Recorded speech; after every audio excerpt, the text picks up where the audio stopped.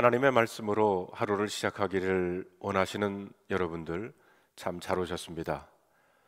오늘 우리들에게 주시는 하나님의 말씀은 호세아 7장 7절부터 16절까지 있는 말씀입니다.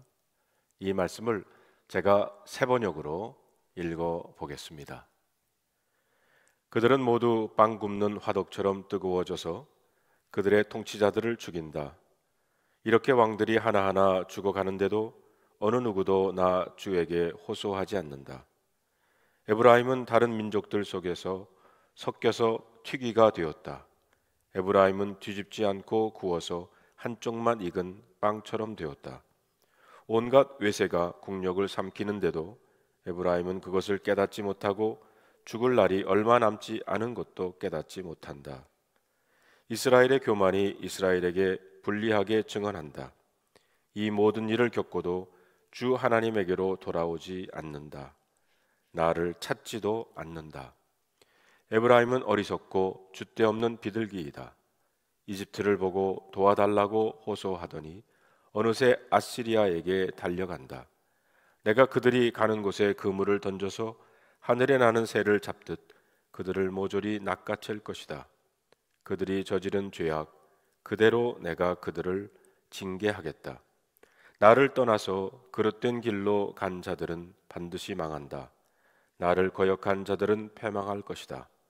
건져주고 싶어도 나에게 하는 말마다 거짓말 투성이이다. 그들이 나에게 부르짖으나 거기에 진실이 없다. 오히려 침상에 엎드려 통곡한다. 곡식과 포도주를 달라고 빌 때에도 몸을 찢어 상처를 내면서 빌고 있으니 이것은 나를 거역하는 짓이다.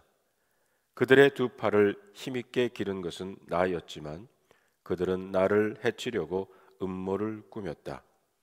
허망한 것에 정신이 팔린 자들, 느슨하게 풀어진 활처럼 쓸모없는 자들, 대신들은 함부로 혀를 놀렸으니 모두 칼에 찔려 죽을 것이다. 이것이 이집트 땅에서 조롱거리가 될 것이다. 오늘 저와 여러분에게 주시는 하나님의 말씀입니다. 기도하겠습니다. 저희들에게 새날을 주신 하나님 감사합니다. 이제 이 말씀을 저희들 묵상하오니 성령님 오시어서 우리의 마음과 생각을 주장해 주시고 이 말씀 가운데 우리 각자에게 주시는 하나님의 음성을 듣는 이 시간 되게 하여 주시옵소서. 우리 주 예수 그리스도의 이름으로 간절히 기도하옵나이다. 아멘. 이 호세아서의 핵심 메시지는 죄인된 백성들이 하나님께로 돌아가야 한다는 것입니다. 돌아가는 길은 여호와 하나님을 아는 것에서부터 시작됩니다. 그래서 호세아서의 중심 구절은 어제 저희들이 묵상한 6장 1절로 3절에 있는 말씀입니다. 우리 다 같이 한번 읽어볼까요? 이제 주님께로 돌아가자. 주님께서 우리를 찢으셨으나 다시 싸매어 주시고 우리에게 상처를 내셨으나 다시 아물게 하신다. 이틀 뒤에 우리를 다시 살려주시고 사흘 만에 우리를 다시 일으켜 세우실 것이니 우리가 주님 앞에서 살 것이다. 우리가 주님을 알자. 애써 주님을 알자. 새벽마다 여명이 오듯이 주님께서도 그처럼 어김없이 오시고 해마다 쏟아지는 가을비처럼 오시고 땅을 적시는 봄비처럼 오신다. 하나님의 백성이 진심으로 주님 앞에서 회개하고 주님의 말씀을 통해 주님을 알기를 사모할 때 주님은 우리를 다시 받아주시는 분이라는 겁니다. 힘써 주님을 알아야 하는데 무엇을 알아야 합니까? 6장 6절에 보면 내가 바라는 것은 변함없는 사랑이지 제사가 아니다. 불살라 바치는 제사보다는 너희가 나 하나님을 알기를 더 바란다라고 했습니다. 사랑의 하나님을 알기를 원하신다는 겁니다. 그 사랑을 오늘 본문을 통해서 보여주시고 계십니다. 오늘 본문에서 하나님께서는 심각한 상태에 있던 북왕국 이스라엘 백성들의 영혼을 치료하겠다고 말씀하시고 그들의 문제를 정확하게 진단하십니다. 1절에 보면 내가 이스라엘을 치료하여 주시고자 할 때마다 에브라임이 지은 범죄가 드러나고 사마리아가 저지른 죄악이 드러난다. 서로 속이고 안으로 들어가서 도둑질하고 밖으로 나가서 떼지어 약탈한다고 했습니다. 에브라임은 한 지파의 이름이지만 종종 북왕국 이스라엘 전체를 가리키는 이름으로 등장하기도 합니다. 또한 사마리아는 도시이지만 북이스라엘의 수도이기 때문에 북왕국 전체를 대표하는 지명이 되기도 합니다. 하나님께서 이들을 치료하겠다고 말씀을 하십니다. 겉보기에는 북왕국은 심각하지 않았습니다. 오히려 가장 좋은 상태처럼 보입니다. 북이스라엘을 창건한 여로보암 1세부터 시작해서 여로보암 2세가 집권하기 전까지 북왕국은 그저 그런 나라였습니다. 하지만 여로보암 2세 때에 와서 나라는 급속도로 성장을 합니다. 북쪽으로는 하맛 어귀에서 남쪽으로는 아라바 바다까지 영토가 확장되었습니다. 무역은 전례 없는 호황이었습니다. 북왕국 이스라엘은 경제적으로 부한 나라로 영토도 넓혀지고 백성들 모두가 부와 행복을 누리고 있었습니다. 백성들은 지금처럼 좋은 시절이 없었다고 노래합니다. 하지만 하나님께서 보실 때는 지금이 가장 심각한 상태였다는 것입니다. 하나님께서 북왕국 이스라엘의 죄악을 세 가지 비유를 통해서 오늘 본문에 말씀하십니다. 4절에 보면 그들은 성욕이 달아오른 자들이다. 그들은 화덕처럼 달아있다. 빵 굽는 이가 가루를 반죽해 놓고서 반죽이 발효될 때를 제외하고는 늘 달구어 놓은 화덕과도 같다고 그랬습니다. 하나님께서는 그들을 간음한 자들이며 달구어진 화덕과도 같은 민족이라고 말씀을 하십니다.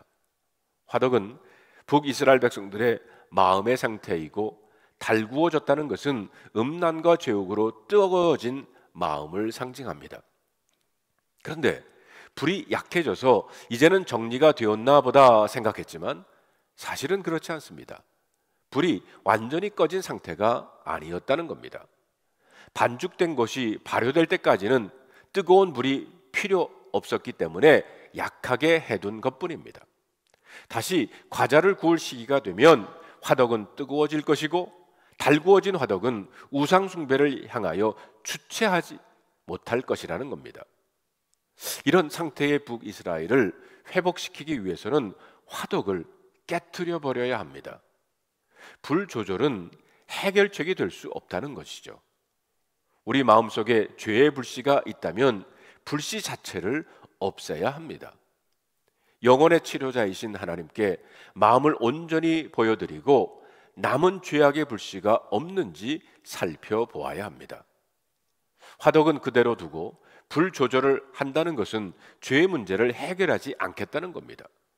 불 조절을 할 것이 아니라 화덕 자체를 없애버리는 지혜로운 하나님의 백성이 되기를 바랍니다.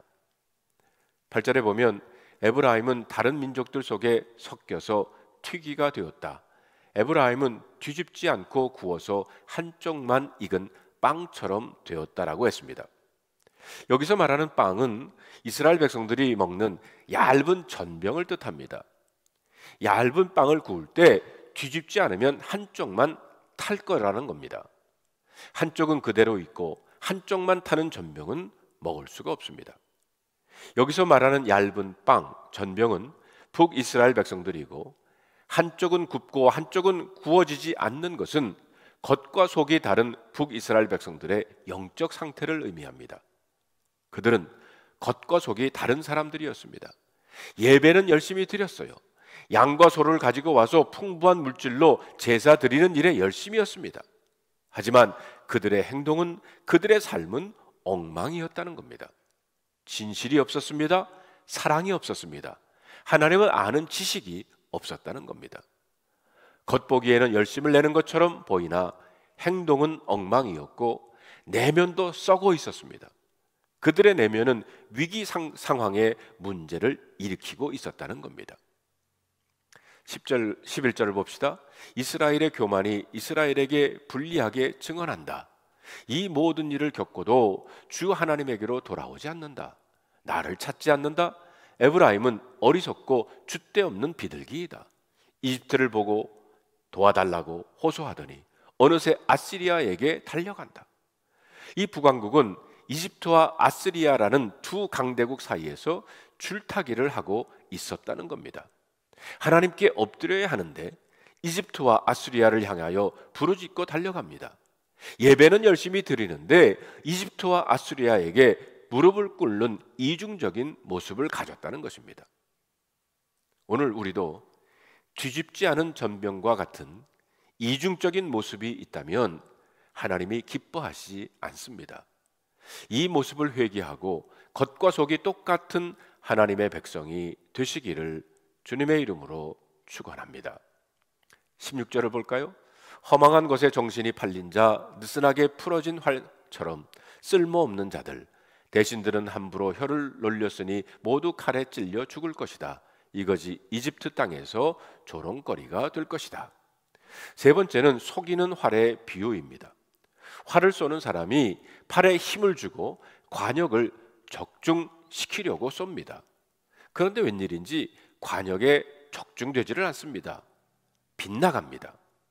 하나님이 말씀하시는 의의 관역, 진리의 관역에서 그들은 빗나가는 행동과 삶을 살고 있었다는 겁니다. 어떻게 된 일인지 살펴보니 활 자체가 잘못되었다는 거예요. 활이 느슨하게 풀어져 있었습니다. 이것이 문제였습니다. 북이스라엘 백성들은 느슨하고 풀어진 속이는 활과 같다는 거예요. 사람이 잘못되어 있으니 그들이 하는 행동들이 하나님 마음에 하나도 합하지 않았다는 겁니다. 활을 장인의 손에 맡겨서 뜯어내고 고치지 않으면 이 문제는 해결되지 않습니다. 사람 자체가 문제이면 사람을 고쳐야 합니다. 우리 행위를 탓할 것이 아니라 내면을 고치고 영혼의 치료자이신 하나님께 가지고 나가야 한다는 것입니다. 성도 여러분, 오늘 세 가지 비유 가운데 우리는 어디에 해당합니까? 불타고 있는 화덕입니까?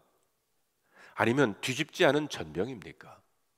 아니면 쓸모없는 활인가요?